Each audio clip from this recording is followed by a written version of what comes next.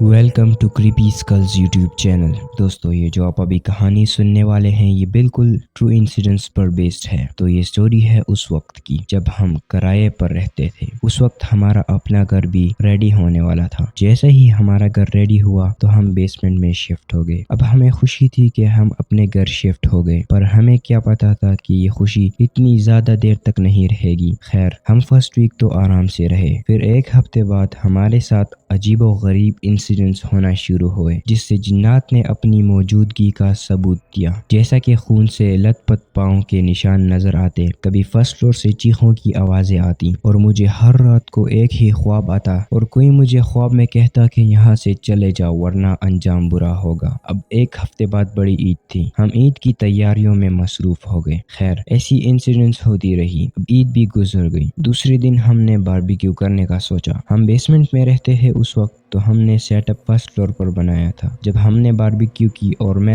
اس کو ہاٹ پاٹ میں ڈال کر نیچے کچن میں لے آیا اور پھر اوپر سامان لینے گیا، جب میں نیچے آیا تو ہاٹ پاٹ وہاں سے غائب تھا۔ ہم نے پورے گھر میں ڈھونڈا پر کہیں نہیں ملا۔ اب میں اگلے دن تھرڈ فلور پر گیا تو مجھے وہ ایک کمرے میں نظر آیا۔ جب میں نے ہاٹ پاٹ کھولا تو اس کے اندر سے گندی اسمیل آ رہی تھی اور اس میں ایک پیپر تھا جس پر لکھا ہوا تھا کہ اٹ واز سو ٹیسٹی۔ وہ لال کلر سے لکھا ہوا تھا۔ اب مجھے نہیں پتا کہ وہ خون تھا یا کوئی اور چیز تھی۔ جب میں اسے نیچے لے کر آیا اور گھر والوں کو دکھایا، اس انسیڈنٹس کے بعد ہم نے ایک عامل کو بلایا۔ انہوں نے وہاں پر دم کیا اور ہمیں کہا کہ یہاں پر بہت سارے جنات کا بسیرا ہے۔ ہمارے گھر جو بھی گیسٹ آتے ان کو بھی ڈراتے اور رات کو ان کے پاؤں پر گدگدی کرتے تھے۔ اب وہ گھر پورا بھوتیا بن چکا تھا تو ہم بھی وہاں زیادہ دیر تک نہیں رکے اور وہاں سے شفٹ ہو گئے اور وہ گھر بیچ دیا۔